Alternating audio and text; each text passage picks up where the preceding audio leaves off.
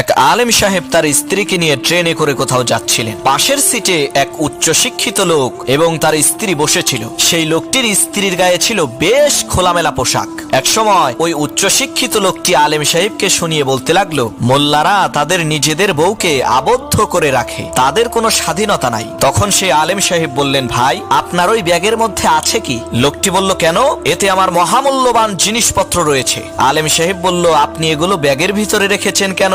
লোকটি বলল, চোর এবং খারাপ লোকদের হাত থেকে বাঁচতে লুকিয়ে রেখেছি। তখন আলেম সাহেব বললেন, আমি আমার বউকে এভাবেই যত্নে লুকিয়ে রেখেছি যাতে তার দিকে কোনো খারাপ মানুষের নজর না পড়ে, কারণ আমার কাছে আমার স্ত্রী টাকা পয়সার চাইতেও বেশি মূল্যবান, আর আপনার কাছে আপনার স্ত্রী ধনসম্পদের চাইতে মূল্যবান নয়। তাই তো আপনি আপনার টাকা পয়সা যত্নে লুকিয়ে রেখেছেন আর স্ত্রীকে রেখেছেন খোলামেলা। এই কথা শুনে লজ্জায় লোকটির মাথা নিচু হয়ে গেল।